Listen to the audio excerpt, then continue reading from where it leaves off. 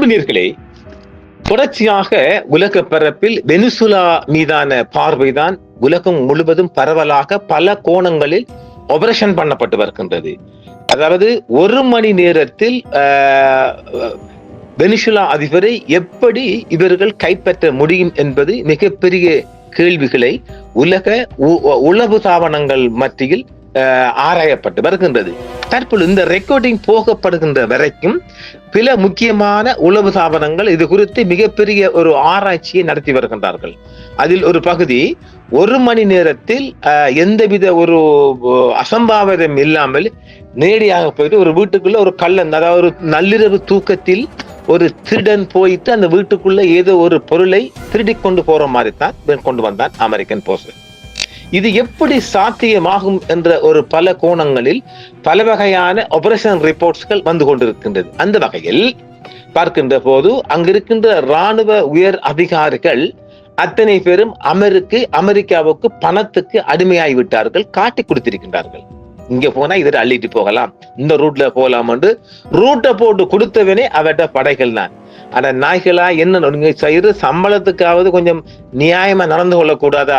ஆக எல்லா இந்த இராணுவ போராட்டங்களும் மத்தியிலும் எட்டப்பர்களின் ஆதிக்கத்தான் ஜெயிக்கின்றது. அது வீரபாண்டிய கட்டபொம்மனாக இருக்கட்டும், இங்கு புலிகளின் போராட்டமாக இருக்கட்டும், எந்த வகையில் பார்க்கின்ற போது எட்டப்பர்களும் காட்டி கொடுப்பவரும் போட்டு கொடுப்பவரும். இதனால் தான் இந்த போராட்டங்களில் மத்தியில் மிகப்பெரிய தோல்வி கண்டு எதிரிகள் மிக அதிகமான வெற்றிகளை சாதித்துக் கொள்கின்றார்கள், வெற்றிகளை குவித்துக் கொள்கின்றார்கள். அந்த நாட்டு வெனிசுலாவின் பலங்களை சுரண்டுவதற்காக அமெரிக்கா ஒரு நகர்வு செய்தாலும் அந்த நாட்டு இருக்கிற இராணுவ உயர்மட்டங்களே இந்த அளவுக்கு அமெரிக்காட்ட காசை வாங்கி திட்டமும் போட்டு பிளானிங் போட்டு லேசா தூக்கி கொடுத்தீங்க என்றால் அந்த நாட்டை போய் அந்த நாட்டு படைகளை என்ன சொல்லலாம்? ஏற்கனவே நாம சொல்லிட்டு 40 படைகள் அழிஞ்சிட்டு, அந்த 40 படைகளும் வெனிசுலா அதிபருக்கு ஆதரவான பணிகளாம். அந்த ஆதரவான அணிலாம் கை வச்சிருக்கார்கள். இப்ப இதை இப்படி எடுத்துக்கொள்ளுமா, ஒரு மிகப்பெரிய ஒரு சிறிய அணியாக புலிகள் அரசாங்க படைகளுடன் மோதுகின்றார்கள். நீண்ட கால போராட்டம், சுமார் 35 கால போராட்டம். இதை நான் ஏன் சொல்லுகின்றேன் என்றால், இந்த போராட்ட காலங்களில் நாமும் இந்த வடகிழக்கு மண்ணில் வாழ்ந்தவர்கள் என்ற வகையில் எங்களுக்கு எல்லாமே ஒரு உதாரணமாக காட்டக்கூடிய விடயம் புலிகளின் வெற்றிகள் தான். ஏன் புலிகளின் களம் தான்.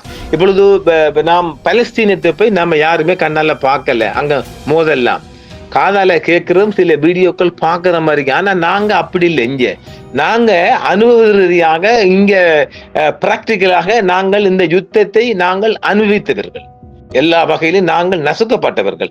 அது ஊடகமா இருக்கட்டும் அல்லது ஊடகத்துறை இல்லாம வேறு இந்த மனித வாழ்க்கையில் இந்த வடகிழக்கில் இந்த போராட்டத்துக்குள் நாங்கள் நசுக்கப்பட்டவர்கள் எல்லா வகையிலும். ஆனா நாங்க யாரையும் காட்டி கொடுக்க போகல, நாங்க யாரையும் போட்டு கொடுக்க போகல, நாங்க கெட்டா பெருவேல பார்க்கல.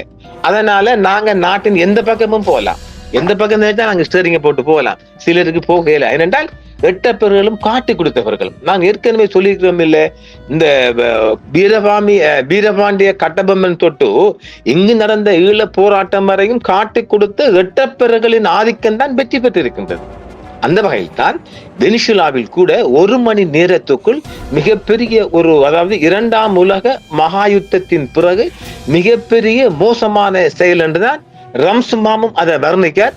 இன்றைக்கு உலக பரப்பில் அதுதான் பேசப்படுகின்றது. இப்ப பாருங்கள், சந்திரிகா ஆட்சி காலத்தில் உச்சகட்டமான போராட்ட காலம் அநேகமாக 2005-6 வாக்குல இருக்குன்னு நினைக்கிறேன். என்ன சந்திரிகா ஆட்சி காலம் ஆண்டுகளை சரி பார்த்துக் கொள்ளுங்க. இப்பொழுது அநேகமாக வடக்குல ஒரு பகுதி, அதுவும் சரியா ஆனையிறவு, எலிபென்ட் பாஸ் ஆனையிறவுல பகுதியை சுற்றி 40,000 ராணுவத்தை சுற்றி முதலாவது ரவுண்ட் அடிக்கிறாங்க புலிகள். இது மிகப்பெரிய ஒரு செய்தி. ஒரு மாசம் மட்டுக்கு இது இழுபறை போயிடுச்சு. இழுபறி அதன் யாரு, அனுரத்த ரத்வத்தை தான் பிரதி பாதுகாப்பு அமைச்சர் சந்திரிகாவோட அமைச்சரவையில லக்ஷ்மண் கதிர்காமர். இதை நான் ஊடகத்துல 2 தடவை சொல்லியிருக்கிறேன். லக்ஷ்மன் கதிர்காமர் தான் ஃபாரின் மினிஸ்டர். நல்லா கேட்டுக்கொள்ளுங்க. இது மிகப்பெரிய சாதனை, சோதனை அல்ல, வெற்றியும் சாதனையும். இந்தியாவுக்கு மட்டும் புலிகள் கட்டுப்படுகின்றார்கள். அப்ப ஆக ஆனையிரவில் 40,000 போஸ்டர்ஸ்களை சுற்றி முதலாவது ரவுண்ட் அடிக்குது புலிகள். இப்ப புலிகள் ரவுண்ட் அடிச்ச உடனே செகண்ட் ரவுண்டுக்கு ஆமி அடிக்கிறாங்க. செகண்ட் ரவுண்ட்ல நல்ல ஒரு எலி மரணப்படிதான் இது. இப்பொழுது புலிகள் 3ஆம் ரவுண்ட் சுத்தி விட்டார்கள். எந்த பக்கம் வந்தாலும் இவங்க சாக போறாங்க. இப்போ சந்திரிகா கையை பிசைகிறான். இந்த நேரம்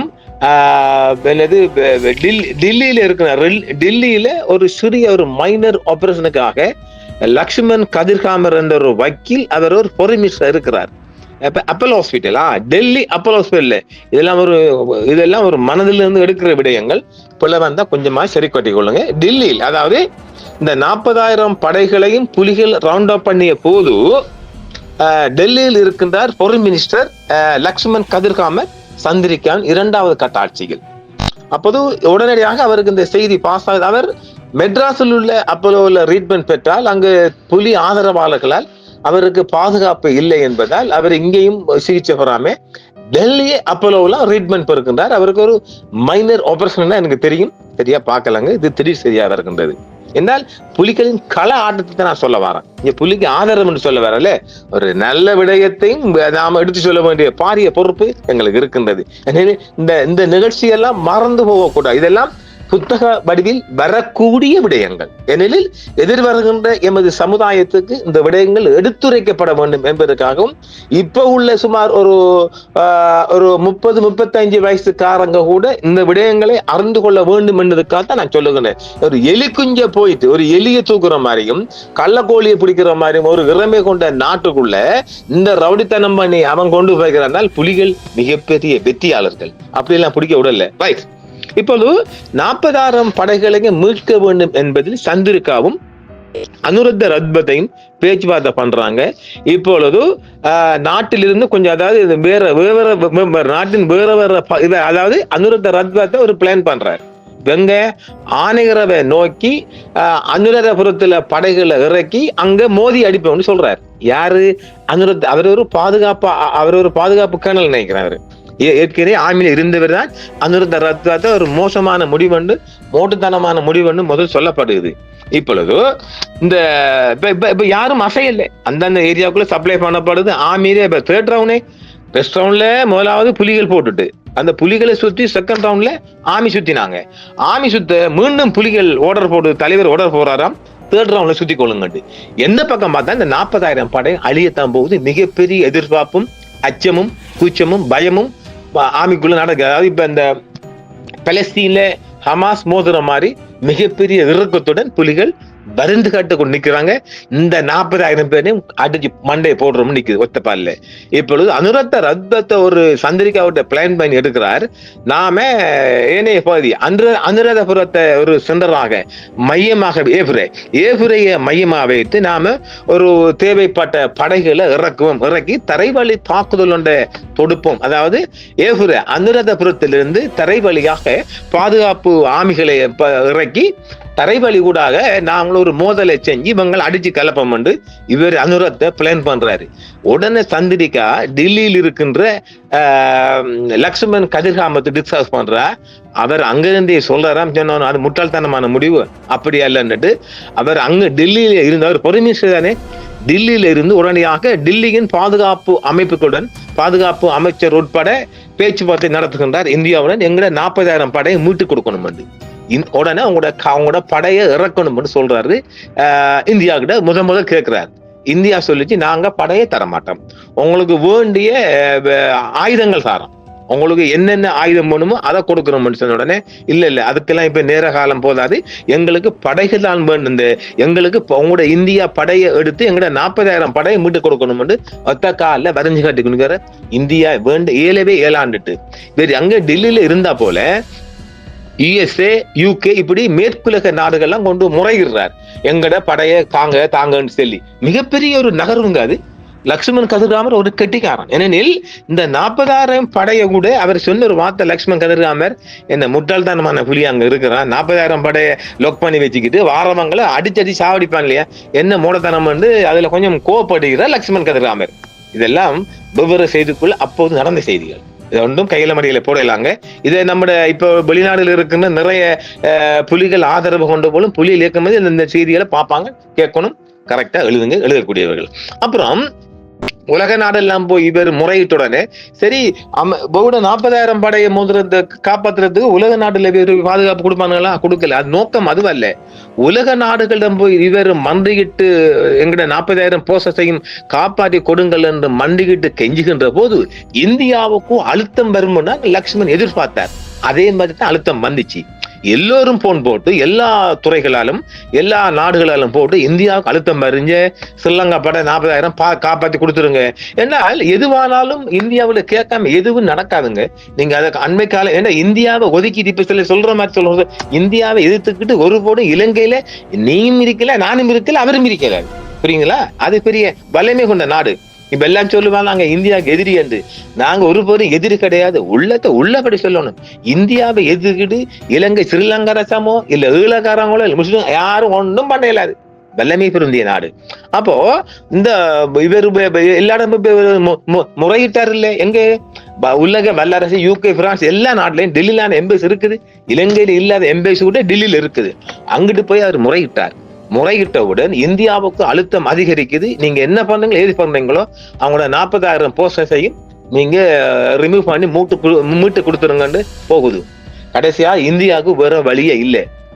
நான் நினைக்கிறேன் அதுல இந்திய தூதுவர் பேர் யாவும் இல்லை, அந்த வெள்ள சொந்தவர் அவரு மேனன் என்னமோ ஒரு மேனன் அவர் தான் இருக்குன்னு நினைக்கிறேன்.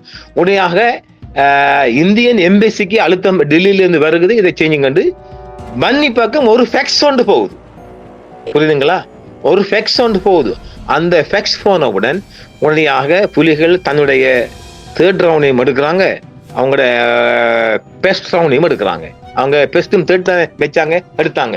இது ஏன் இந்த வரலாறு சொல்றோம் என்றால் ஒரு மிகப்பெரிய வல்லமை கொண்ட 3 படைகளும் பெற்றிருந்த அரசாங்கமே எங்களால 40,000 படைன்னு சொல்லி புலிகளுக்கு பயந்து இந்தியா கிட்ட முறையிட்டு மேற்குலக நாடுகள்லாம் முறையிட்டு இந்தியாவுக்கு அழுத்தம் வந்து மீட்டெடுக்கிறாங்கன்னு சொன்னால் ஒரு வல்லமை பொருந்திய வெனிசுலா நாட்டு கோமாளிகளா ஆனா நாய்களா உங்களோட நாட்டுக்கு ஒரு அதிபரை தூக்கிட்டு போது உங்களுக்கு கேவலம் இல்லையாடா? அதைத்தான் நீங்க பதிவு வந்திக்கிறோம். அப்ப ஆக 35 ஆண்டு காலமாக களங்கண்ட ஒரு படை, முப்படையும் வைத்து களங்கண்டவர்கள் புலிகள். இது வெனிசுலா என்று உங்களுக்கு ஒரு தனி ராணுவம் இருக்கு.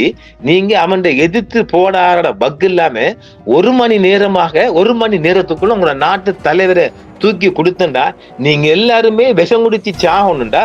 இது எவ்வளவு வேதனையான விடயம் பாத்தீங்களா? எனவே இது புலிகளின் சாதனைக்குடன் இதுகளை ஒப்பிடும் போது புலிகள்ல கால் தூசிக்கும் படாததான் இந்த வெனிசுலா ராணுவம். ஓகேங்களா? இதுக்காக சொல்லப்படா என்னமோ புலியை தூக்கி வைக்கிறான்டே. உண்மையை சொல்லணும்டா, நியாயத்தை நியாயமாக்காய் கொண்டா யாராலும் பொத்துக்கி போக முடியாங்க.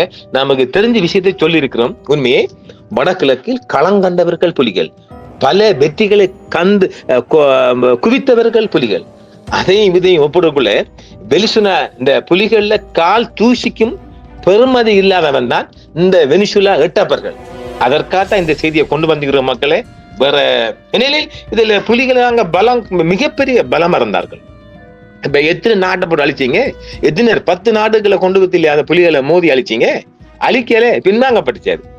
அவனெல்லாம் தப்பி போய்த்தால் போறவன்லாம் அப்ப மக்களை கொண்டிருப்பீங்க. எனவே வெனிசுலா விடயம் உலக பரப்பில் மிகப்பெரிய ஒரு பேசு பொருளாகவும் ஒரு பேசும் மேடையாகவும் மாறி இருக்கின்றது. ஏனெனில் அமெரிக்காவை அடக்கவில்லை என்றால், அமெரிக்காவுக்கு எதிராக யாராவது ஒரு போராட்டம் ஒன்று செய்யவில்லை என்றால் உலக நாடுகள் அத்தனையும் அமெரிக்காவுக்கு அடிபணிந்து அமெரிக்காவின் அடிமைகளாக வாழ வேண்டுமே ஒழிய எங்கேயுமே யாருமே மாறுதட்ட முடியாது என்பதுதான் இப்போதைய விவாதமாக வந்து கொண்டிருக்கின்றது. ஏனெனில் அமெரிக்க வல்லாதிக்கத்தின் இராணுவ பலத்தை விடையும் அவர்கள் ஏனைய நாடுகள் மீதான இந்த மாதிரி வேட்டையாடுவது அந்த நாட்டு பலங்களை அள்ளி வருவது போன்ற செயல்பாடு அமெரிக்காவின் பலமாக இருக்கின்றது.